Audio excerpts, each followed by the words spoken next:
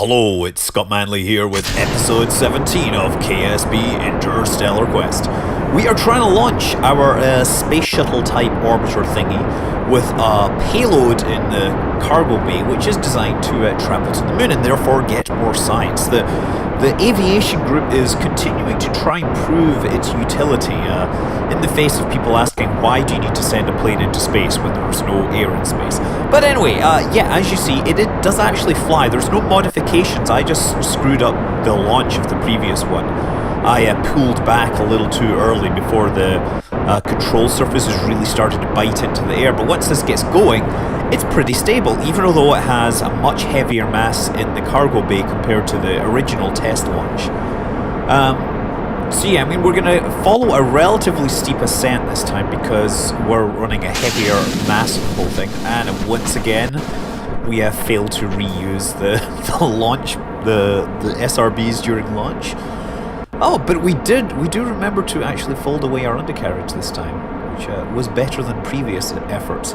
So yeah, at this point, we're really fighting against gravity. You see, we are slightly under 1g acceleration. Now that is partly because we are heading into we're dealing with air resistance, right? And that is kind of slowing us down a little. So because we had the boosters pushing us, as soon as we switched over, that meant we slowed down and our acceleration dropped below 1g. But you know, we're back up above 1g. We're kind of holding stable, and the trick is now to try and get this thing into orbit. But it doesn't want to go. The additional 1 to 2 tons of cargo mass are really starting to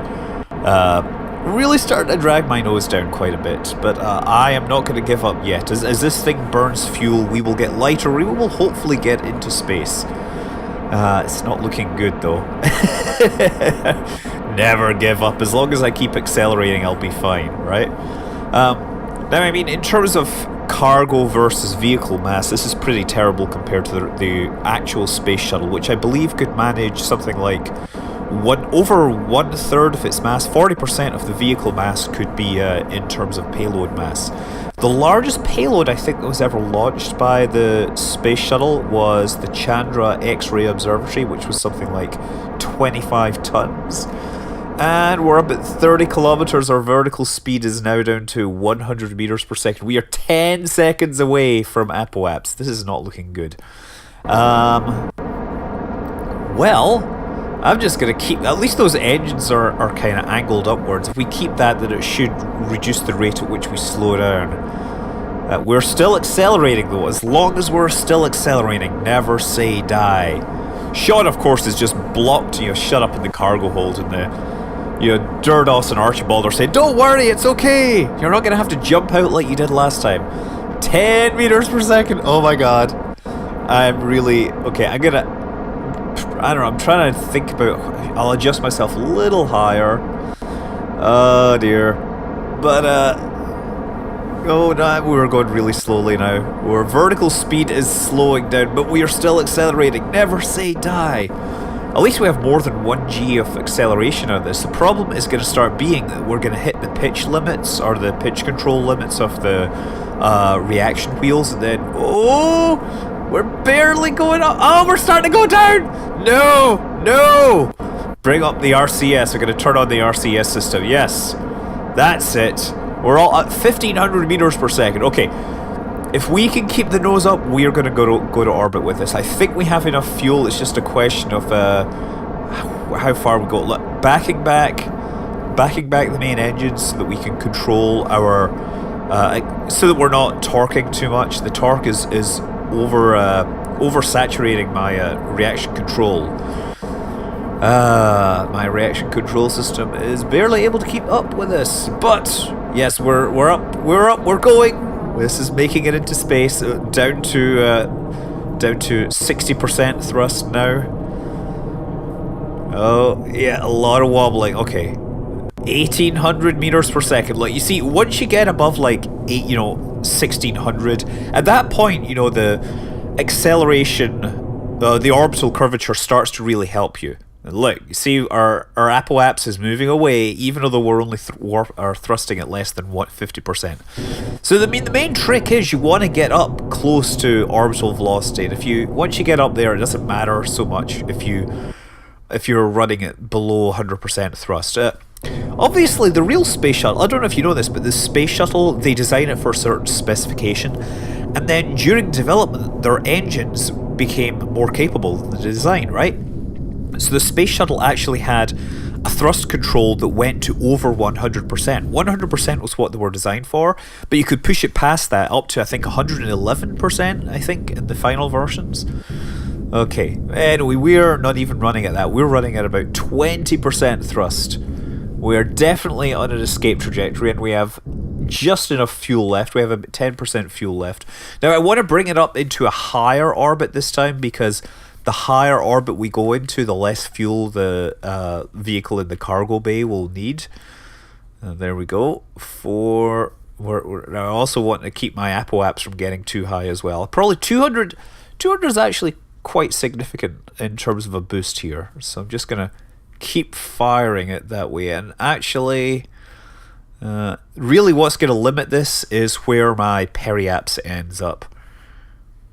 17, 18, getting close.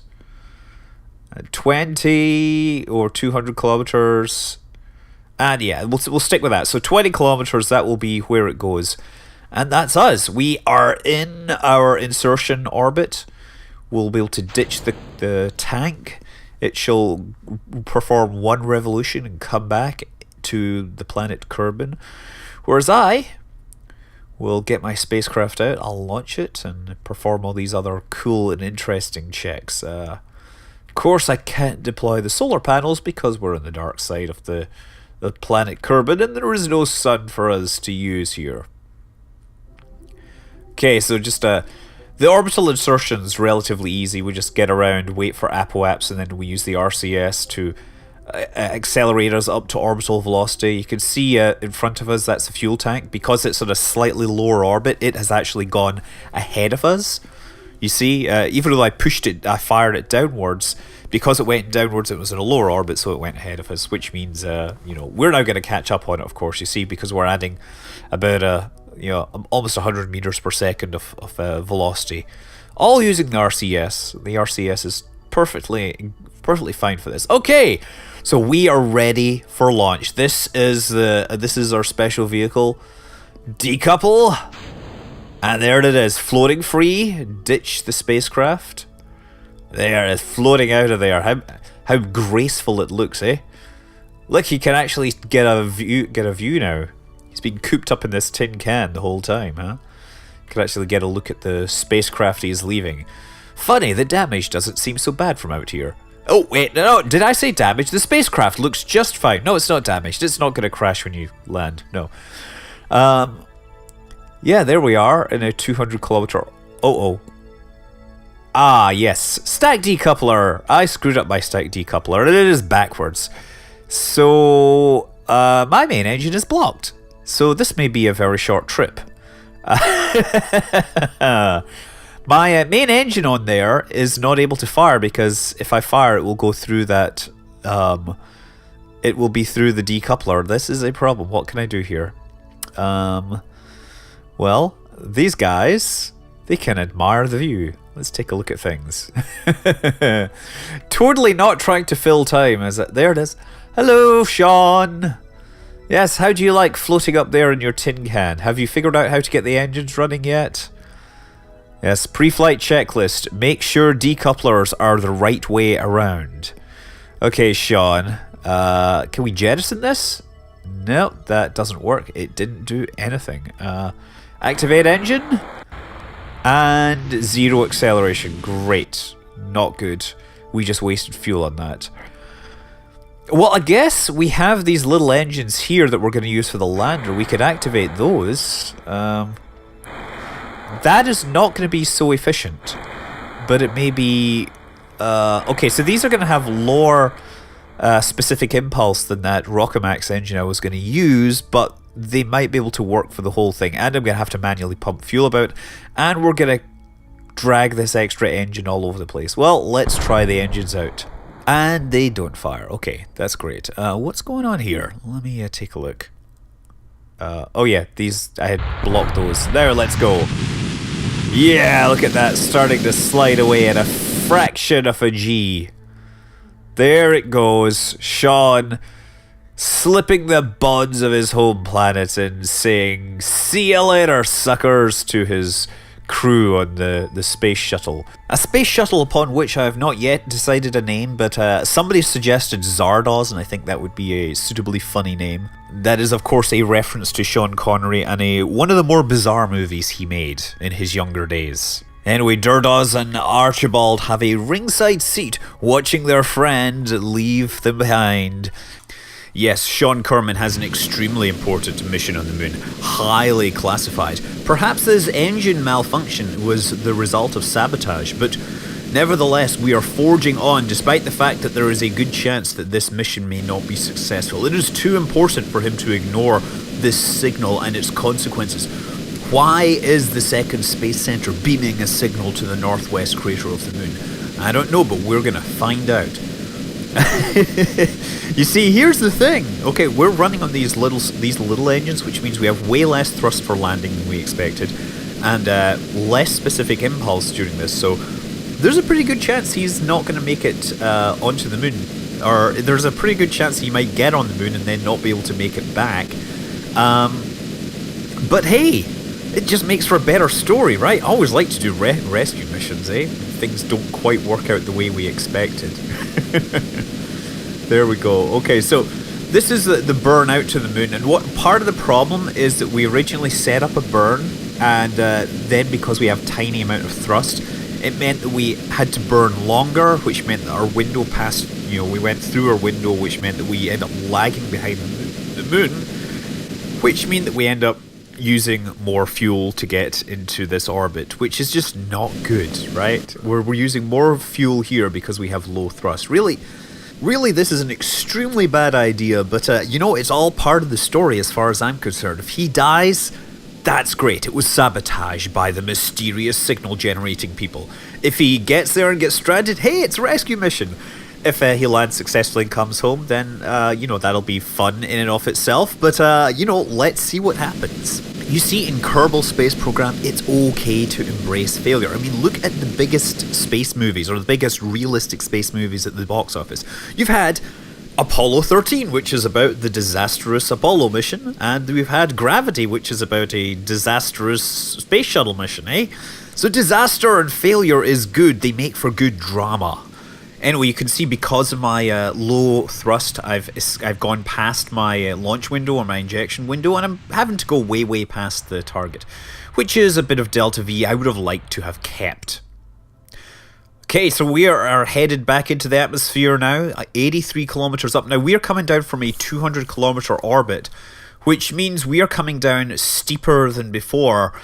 That does mean that we have to be more careful about our injection or insertion or whatever, because we're going to be falling down faster. Therefore, we need to be more careful to correct the descent to make sure we don't overheat the spacecraft. So the steeper you come in, the faster you come in. It's not just a case of coming in faster and more vertically. It's the fact that you spend less time in the atmosphere to slow down before you get to the target altitude. So this is going to be a slightly different descent. Again, totally eyeballed this whole thing. So just letting the time run. We've closed everything down. We've shut off all the transmitters. We are running on internal power. And actually, we are way closer to the landing site than I thought. Okay, hard turn. We are going to have to kill as much velocity as possible. We're moving 2,400 meters per second. This is way too fast. We're totally going to overshoot. I'm just trying to plant this thing face on into the airstream so that it really slows us down. I don't want to go down, because if I go down, if I point the nose downwards, it will drag us down into the atmosphere and we'll probably burn up. If I go up, we'll skip out and we'll not slow down enough. Okay, now I'm down to only 2,200 meters per second. That is a much more acceptable velocity, but at the same time, Probably starting to turn my course a fair amount. Oh, wow, it is not wanting to hold there anymore. The atmosphere is really biting into the spacecraft. So now we're more in an aerodynamic regime with 400 degrees, 357 or whatever on the wheel well. We're doing okay. Starting to turn to the north. This is about as tight as I can make it without... I don't want to use all the RCS fuel. We only have 85 units left of monopropellant, so... okay. We're getting down towards 2,000 meters per second. I think that I may overshoot at this point. 600 degrees. Everything is heating up. We're really starting to get low and fast. Okay. What is it saying? Oh, they're getting some red. Getting some re-entry effects there. 700 centigrade. 800. Okay, maybe I should kind of pull up a little. If I keep this up, I will probably burn up. 900. 900. Come on, just a little bit of lift. Well, we need a little bit of... Oh, we're cooling down now. Excellent. Okay. And we're down to 1,700 meters per second. Okay. So maybe I will be able to stop in time. Maybe. Would be nice. 830. Oh, so okay. Temperature's dropping. There's the flag that our first experimental aircraft put down on those mountains. He was a pioneer, that Jebediah. Okay, now our temperature's dropping back to manageable levels. We should probably bring the nose down. I am really thinking we are going to overshoot here unless I do a suicide. I guess I could try flipping upside down and going down into the atmosphere, but that would be really dangerous. I don't know how it might be bad, it might be good, I don't know. 1,300. We're really slowing down now. Okay. I think, if anything, we are going to be doing a corkscrew descent. We've overshot by just a little. There, let's do this. Flip and push our nose down. Hopefully we won't break up. Come on. Now down to 1,100 meters per second. And how are we doing here? The nose is not wanting to go there. And we're getting more re-entry effects. Things are heating up. But you know what? I think we're going to be okay here. And now we want to kill that vertical velocity before we end up diving in. Okay, listen. We are so overshooting this target. We could try a corkscrew descent into the standard space center. But maybe we could make it to the other space center over there. Let's try it. It's like the alternate landing site. Just if the weather isn't particularly good at Kerbal Space Center, we can travel 30 kilometers over to this other space center. And yeah, temperature's fine. It's now just a question of trying to keep flying. Using the glide on this. 10 kilometers up, 27 kilometers. So we do like a 3-to-1 glide slope and we'll be fine, right? Which is something the Space Shuttle can manage, I believe. The real Space Shuttle orbiter is what I mean. Okay. Flight normal, no stalling. Gotta watch for the stalls because the stalls lead to the drag, and the drag leads to the slowness, and the slowness leads to falling short of your target and plummeting into the ocean, becoming a mere shadow of your former self or something like that. It's not good, right? Hitting the ocean in this thing is not good. Although I could probably try a water landing one of these days. Durdos and Archibald, neither of them look happy. Both of them are not happy with the notion of trying to land at this unused runway, which may or may not be long enough. And if it's too short, in fact, they're going to run off the end and go off a cliff. So get it right. Yeah, trying. I just realised that I was told, and people are correct, I should turn off the brakes on the nose wheel to stop flipping forwards. However, that doesn't seem to work very well. Okay, so now 225.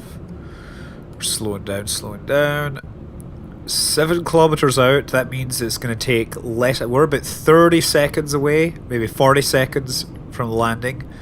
Just got to get myself lined up with this runway. That's the flag that the Ghost Rider flag on the control tower. So actually the front of the runway is a little closer than that. Now down to 100 meters per second, and at this point I'm starting to burn up my monopropellant because the monopropellant is moves the center of mass forwards as I burn it. Okay, and we're almost out. We have... yeah. We're gonna land now. Then we're gonna pull up just before we reach the threshold, and that is deceptive because there is a hill right there that we will crash into, as we found out before. Whoa! No. Get on the center line. Get on the center line. Slow down. No. Yes. Excellent. No. Darn. Hey, well, we always said this space shuttle was a bit pointless, but, yeah, now we've destroyed it, we don't need to run any more missions in it, right? And we never did give it a name, did we? Yeah, I think I'm gonna stick with Zardoz. We probably won't be flying this one anymore. We'll develop a bigger and better one in future episodes, but until then, I'm Scott Manley. Fly safe.